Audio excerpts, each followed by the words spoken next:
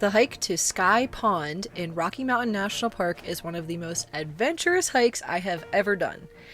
This hike is over 9 miles out and back, over 1,700 feet elevation change, with your highest elevation point being over 10,000 feet above sea level. This hike features multiple waterfalls, multiple alpine lakes, beautiful views of the rocky cliffs with snow on them, hiking through snowfields, scrambling up the side of a waterfall, and even a slide down the snow if you're feeling up for it. In this video, I'm going to talk about how you can prepare for this hike. I'm going to talk about how to access the trailhead, and I'm going to walk you through my experience hiking this path to Sky Pond. While you're here, make sure you hit the subscribe button so you don't miss any more of our fun travel adventures like this one.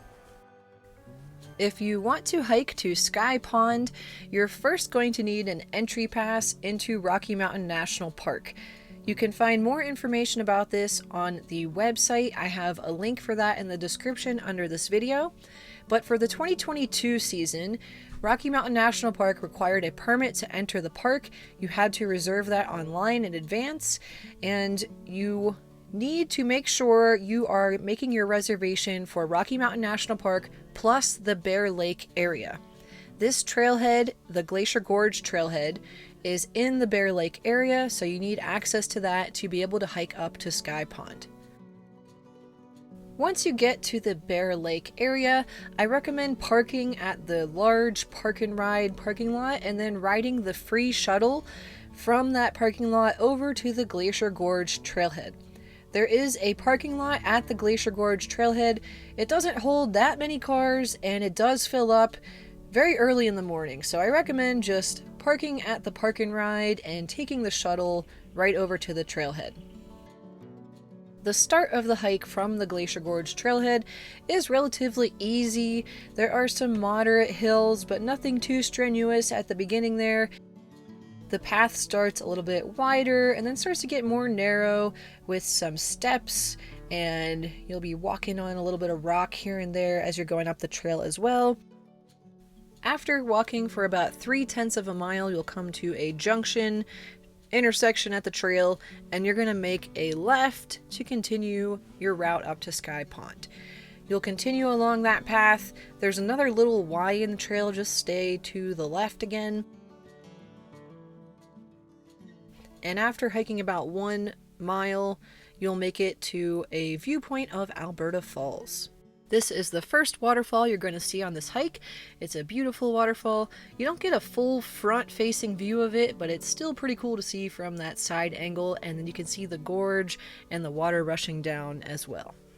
You'll continue on your hike, slowly making your way up the mountain. This is a more open up area. There's not a lot of shade, so I definitely recommend bringing lots of water for this hike. Here you'll start to get some beautiful views of the surrounding area. Once you're about 1.5 miles from the trailhead, there will be another Y in the trail, and this time you're going to stick to the right to keep along the Glacier Gorge trail. The signs are marked very well, so it is easy to follow those trail signs whenever you do come to a split in the trail. Once you're about 2 miles from the trailhead, you'll come to another intersection. At this intersection, you're just going to go straight. This is where you leave the Glacier Gorge trail to continue on the trail up to Sky Pond.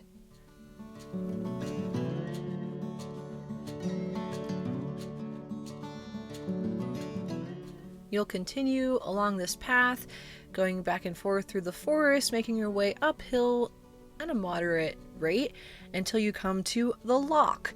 This is a darker, long lake. There are a lot of beautiful pine trees right around this lake, and you'll make your way along the side of this lake, continue going on your path. You will start to encounter some snow on the trail at this point if you're doing this hike in June. That's when I did this trail in mid-June 2022. There was still a decent amount of snow, but the snow all starts at the lock.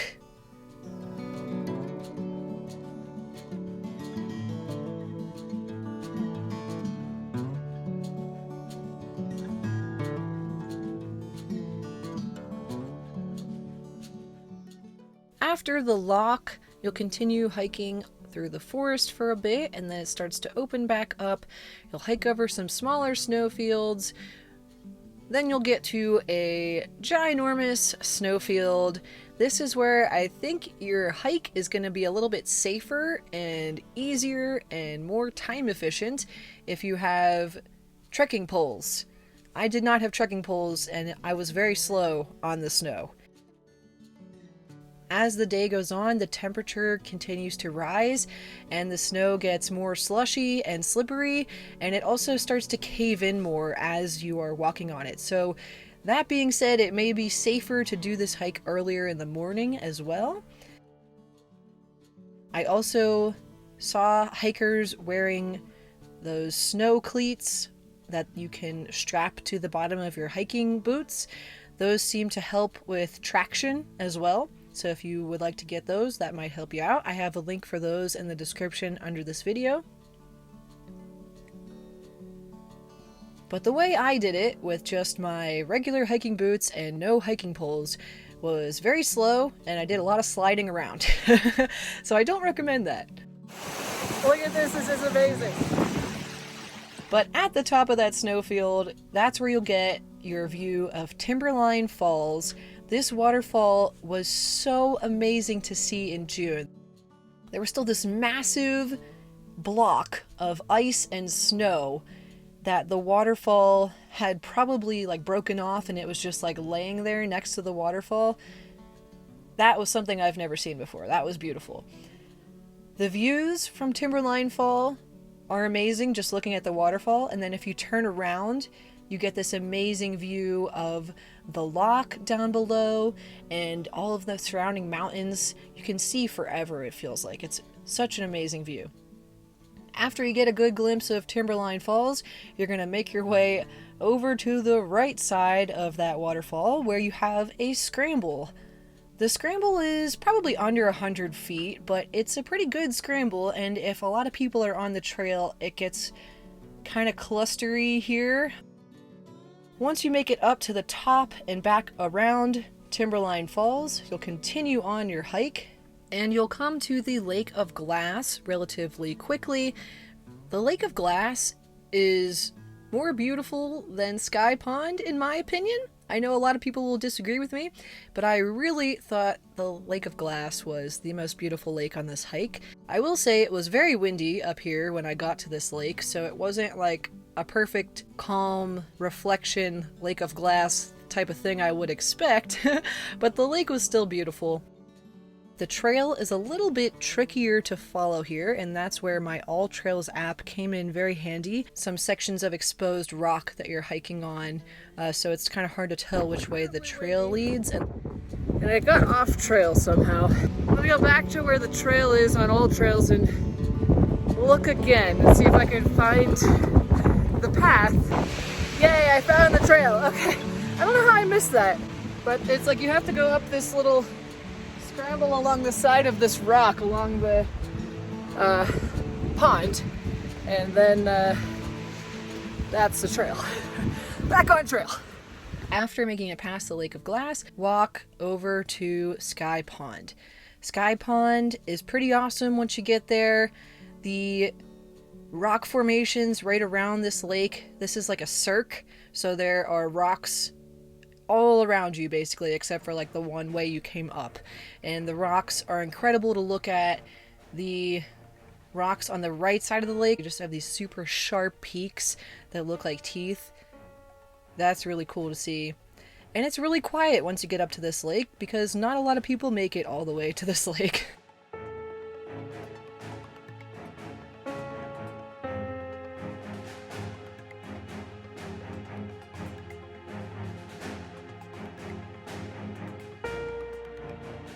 Well, I made it to Sky Pond. This is one of the toughest hikes I've done in a while.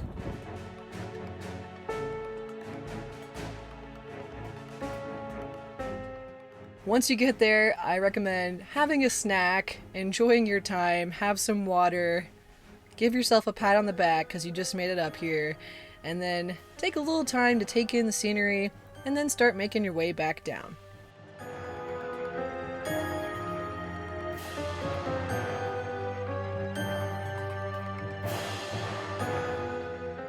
On your hike back down, you want to take extra caution when you're going back down the scrambling section because people will be coming up right there. And then you also be careful on the snowfield. You can ride that slide down if it's there. I did. That saved me a lot of time going back down, and it was fun. And then you just kind of continue the same route down that you took up. So do I recommend this hike? Absolutely. This was an epic hike. I had no idea I was going to be hiking on snow, climbing up the side of a waterfall, and getting views of these amazing lakes and waterfalls on this hike. But would I recommend this hike for everyone? Absolutely not. I also recommend bring hiking poles and take your time with this trail. All trails estimated about 4.5 hours to do this hike. It almost took me 6 hours to do this hike, and I am an avid hiker. I was just going very slowly because of the snowfields. So keep that in mind, take your time, be safe, enjoy it. It's an incredible hike, but it is definitely not the safest hike you're ever gonna do. Alright guys, thanks for watching. I hope you enjoyed this video. If you have any questions about this hike or Rocky Mountain National Park, you can leave a comment under this video and I'll help you out to the best of my knowledge. I have another video coming out about some great things you can do in Rocky Mountain National Park, so hit the subscribe button so you don't miss that video coming out soon. Thanks again for watching, have a great day, and happy travels!